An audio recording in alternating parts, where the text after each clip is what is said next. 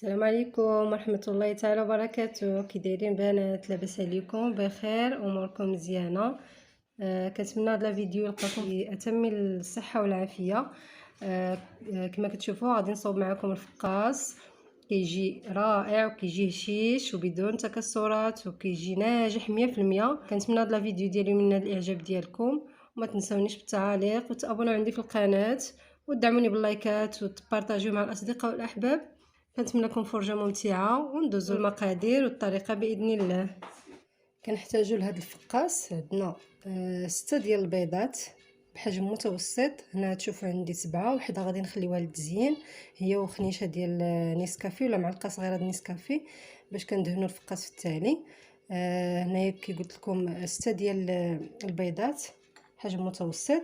عندنا واحد زلافه ديال اللوز، كميه كتبقى على حسب الرغبه. غادي مسحته مزيان وغادي نهرمشو. عندي 2 كيسان ديال العنبه سكر سنيده، 2 كيسان. عندي كاس ونص ديال الزيت حتى هو القياس بالكاس ديال العنبه. عندنا واحد 2 ولا 3 المعالق كبار ديال النافع. كاس ديال الزنجلان. عندنا نص كاس ديال الحليب. كنحتاجو خماره ديال نكهه سكر نكهه زهره البرتقال، 2 ديال الفانيات، و2 خمارات حمر من وزن 8 غرام، واحد ربع كاس ولا ناقص شي شويه ديال الزهر. اللي مبغاش يدير هاد الخنيشه ديال هادي لما كانتش متوفره صافي كيكتفي غير بداك الميها ديال الزهر.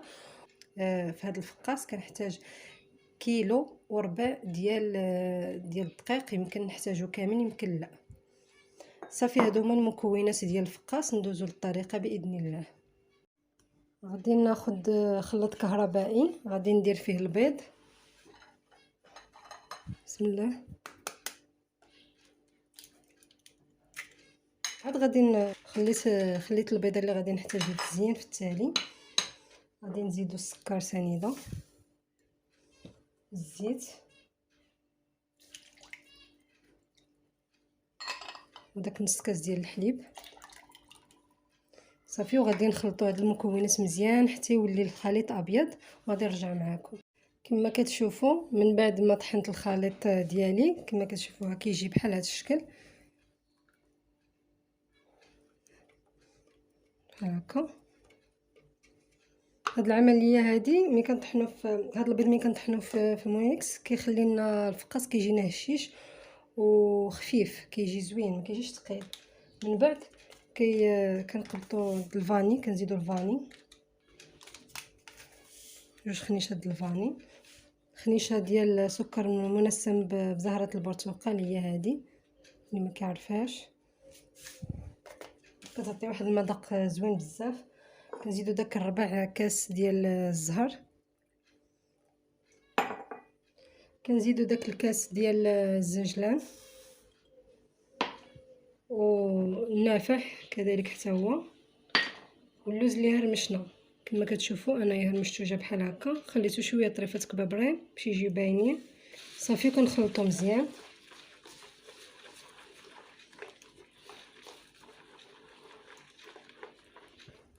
قبيصه ديال الملح نسيت ما درتهاش في الاول، نديرها دابا غير قبيصه.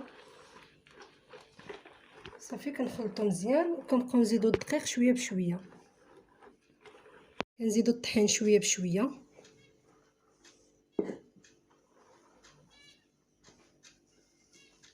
كنزيدو داك الخمارات. صافي كنخلطو كما كتشوفوا. من بعد ما كملت العجين ديالي دخلت ليا كيلو واحد شويه ديال الدقيق الفورس، الدقيق الابيض. وكما كنقول لكم ديما الدقيق كيبقى على حسب، كاين اللي كيشرب كاين اللي لا. صافي كنديروا بحال هكا، كنخليوها هانتوما تشوفوا رطبه، ما كنقصحوهاش بزاف وما كنخليوهاش عاوتاني خفيفه. كنقسموها باش نشكلوا كويرات. صافي كما كتشوفوا نمشيو مقادين. كما كتشوفوا من بعد ما شكلت الكويرات انايا قسمتهم على 5 حيت جاوني الكويرات صغارين وليت قسمتهم على 5 باش تجيني الحربول شويه كبير ومن قطع يجيني الفقاس يجيني كبير شويه ما يجيش صغير. صافي كنديروا بحال هكايا كنشكلو على شكل بودان طويل شكل حربول او بودان بحال هكا كما كتشوفوا. صافي كناخذوا الطبسيل اللي غادي يدخل الفران وكنحطوا فيها هاد الحليبات ديالنا وكنكملوا هاد الكميه اللي عندنا كامله.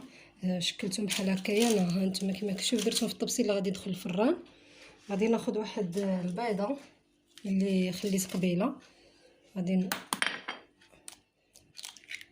نديرها في واحد زليفه ندير عليها معلقه صغيره ديال قهوه سريعه الذوبان واحد القطرات ديال الزهر غير قطيرات. كناخذ داك البيض اللي خلطنا مزيان كندهنوا به هاد الحليبلات بحال هكا الجنيبات وكلشي.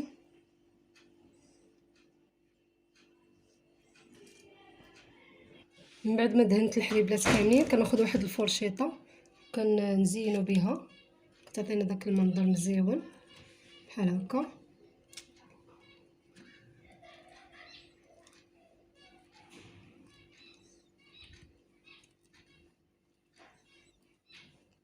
كناخذ واحد شويه زنجلان ما محمر ما حتى شي حاجه غير عادي كيكون منقي مزيان كنديروه من الفوق بحال هكا كيعطي واحد المنظر مزيون ملي كنقطعوه.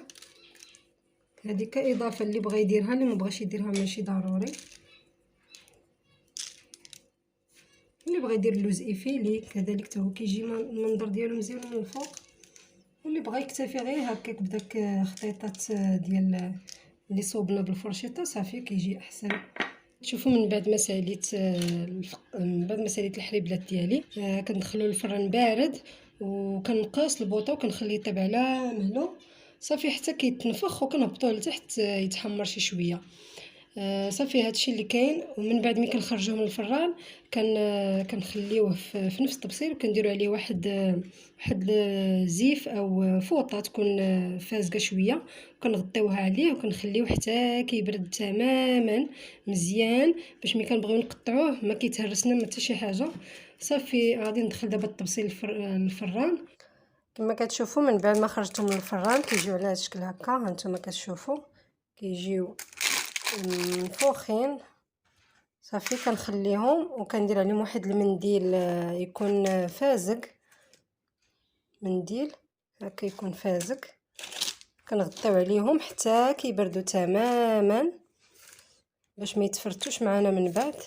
صافي كنا واحد السكين مختص مخليها غير الفقاس ولا كناخذ هذا الكوتور هذا ما عرفتش كيقولوا له المهم هذا اللي كيطابي بالورق حتى هو كنصوب به نخليها غير لهاد الفقاس كيجيني اسهل. ولا اللي ما عندوش هذا يصوب بالسكين المهم السكين يكون ماضي ويخلي غير الفقاس. والفقاس خاصو يكون بارد مزيان يجي ما كيتهرش نهائيا. اللي بغى يقطعوه جنب يقطعوا اللي بغى يقطعوا غير هكا على حساب الرغبه. انا كنقطعوه هكايا كيجي بحال هكا ما كيتهرش نهائيا ما كيتفرتتش وكيبقى نفس كتشوفوا كيتفرتتش نهائيا. نتوما كي كتشوفوا فقاصه كتجي بحال هكا كما كتشوفوا. من بعد ما ساليت الحليبلات كامل استفتهم في اللاطه اللي غادي تدخل الفران كنكونوا مشعلينه من قبل وكنديروه في الجهه الفوقانيه حتى كيشد راسو مزيان وكنهبطوا للجهه التحتانيه يتحمر كنبقاو نقلبوه. صافي كنقلب عندنا كامله كما كتشوفوا. من بعد ما ساليت التحمار ديال الفقاس غير هو كياخد شويه في التحمار خليوه يطيب على بوطه مهيله باش ما يتحرقش وما يتخطفش باش ياخد داك القرمشه.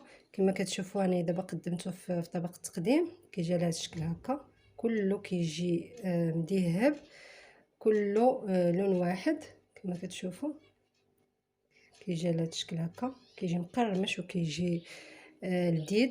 غير جربوها البنات كما كتشوفوا هانتوما، كيجي زوين. كنتمنى ينال الاعجاب ديالكم وتجربوه وينجح معكم، وكنتمنى لكم فرجه ممتعه وبصحه والراحه.